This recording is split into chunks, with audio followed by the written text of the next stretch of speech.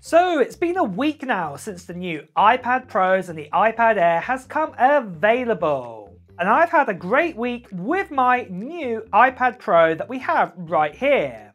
And I'm going to tell you now, I absolutely love this iPad being an iPad. It is definitely the best iPad you can buy out there, hands down. But there are a few little problems along the way. But let's start out then with all the positives. First of all, what I've experienced with this iPad over the last week, and then after that I'll go over to my little niggle, but I think you can probably guess what it could be already. So since I unboxed this iPad over a week ago, I've had a great experience with it. This brand new OLED display to me is the best feature of this iPad in my opinion. I absolutely love this tandem OLED display inside of it. It is really bright, it's great to use outdoors, and I absolutely love it. It's given me a fantastic viewing experience. And I will say this is probably the best display I've ever seen on any kind of Apple device out there, and it's definitely inside of this iPad. It just shines.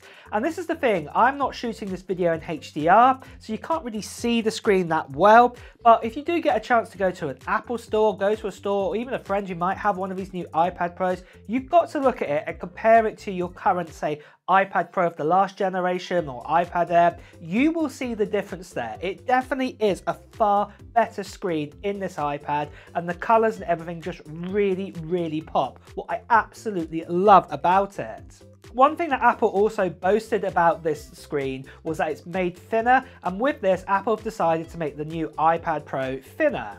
For me, I've not really noticed it any different than it is thinner now, and to be deadly honest, I for one would have been one person who would have preferred to actually kept the iPad sort of thickness as the same as the last generation, and maybe we could have got ourselves, say, an extra 3 or 4 hours battery life out of that. But Apple have actually decided just to keep the same 10-hour battery life like they had with the predecessor iPad Pro inside of these models too. With that though, battery life has been very good. I've easily managed to get a good day of battery life out of it, or what I've managed to do is watch loads of movies on it in one day, and it's been fantastic for that. One other great tool with the iPad Pro is this. It's the new Apple Pencil Pro, and it is really good. And I'm not much of an artist, as you can see right here, but generally I can see why it's going to be really helpful for other people, that it's got shortcuts and things like this that you can pinch on it and you get all those shortcuts in the hover mode, and that's going to be really useful for sort of creators out there and artists out there. It is just like the last Apple Pencil. It's really good in the hand and everything, and you can just charge it up on the top of your iPad. If I can connect it up here, there we go, and off it goes. You can actually leave this connected on it and it will just charge it up just like the last generation. And I also love that new Find Me ability also built into this Apple Pencil. I'm really glad that this is now inside of it, so if you do lose it down the couch or something like that, this is going to be really handy to have this. Now what I would say is, if you're buying the iPad Pro just for the display, yeah, that's quite a good reason to buy it, but the price is so high for that, to get it just for that. Sadly, they don't actually make, say, an iPad with this great screen with just, say, an A14 or an A15 inside of it. If they did, I'd probably actually buy that iPad over this one with the one that's got the M4 inside of it. And talk about that M4 chip, we know, as we saw in these benchmarks here, that the M4 is definitely faster than the M2. But for me, with using different apps and using it on a daily usage, opening up multiple tabs and working, say, on a Word document at the same time and split view and all of this kind of stuff, really, I find no difference in this iPad compared to, say, the last generation iPad Pro, or even what I've got right here, a 10th generation iPad with an A14 in it. That's right, a chip from 2020 inside of that iPad, and yet it's still just as good as this iPad Pro with the M4. Maybe it's just me that I just don't use too many Pro apps or utilize the full M4 experience, but there again, I know that people have got the M2 and the M1 iPad Pro, and even these new iPad Airs with the M1 and M2 inside of it. People are saying they're fast enough. They're more than capable of doing all the tasks that they need it to do. And this is where I want to start going into probably the cons about this iPad, and let me tell you about them right after this. Now, just quickly guys, I want to tell you about today's sponsor, and that is from Paperlike. Paperlike provides fantastic new screen protectors that use an exclusive microbead technology called Nanodots.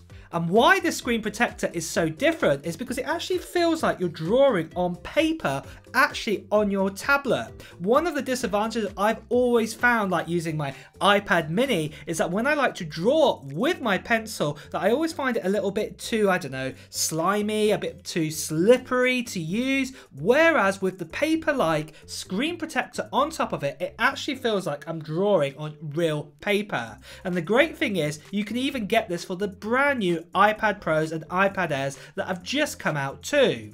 The great thing is that they are really easy to apply on. You get the full instructions, what you can download via a QR code if you need them, and they're really great to apply onto your iPad, and then you can start drawing straight away with it. As you can see on my iPad Pro just behind me here, it doesn't really leave any kind of haze or anything like that, and the same with my iPad mini 2. You can actually see all the depth and all the clarity still with it, but yet you get that experience with the Apple Pencil that you can actually feel like you're actually drawing on paper.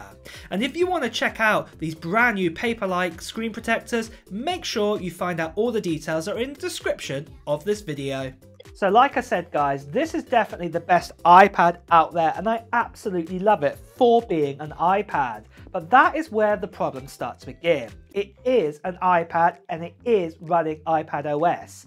It is a really powerful device, yet what's wrong with it is that the software limits its capabilities. It's like owning, say, a Ferrari, what can go 0 to 60 in, say, 2.5 seconds or 3 seconds or something like this, and yet you're stuck every day in the sort of New York traffic jams going up and down the main city, and you can't really utilize the actual engine for its capabilities.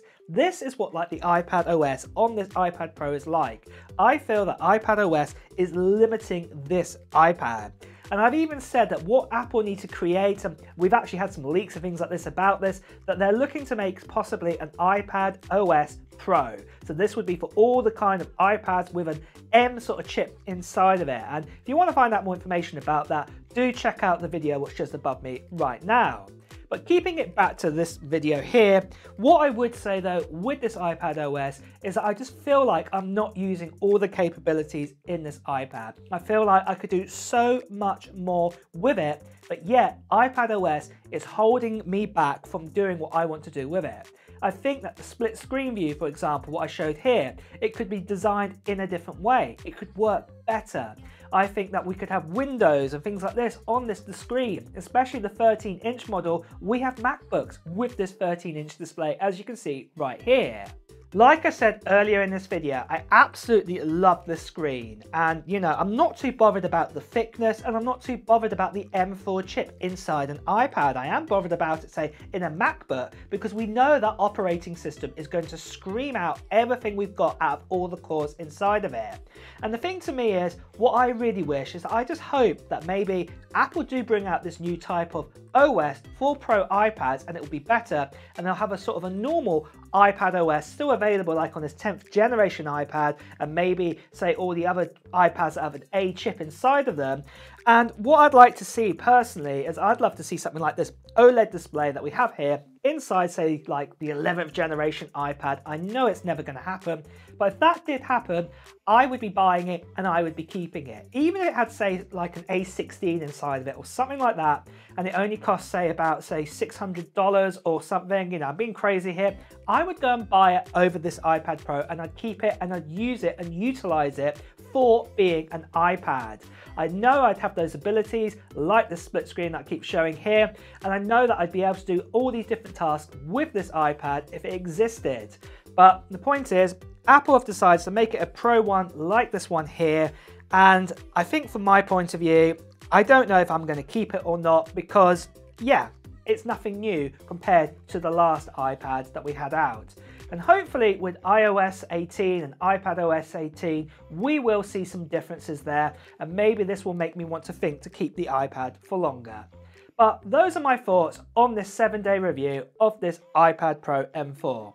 What are your thoughts on it too? Do you like the new iPad Pro M4? Have you got one? Let me know your thoughts in the comments below. And with that as well, guys, if you want to hear the latest Apple news, reviews and comparisons, please also make sure you subscribe to this channel and also hit that notification bell too. Until next time, guys, I'll see you really soon. Take care. Bye bye.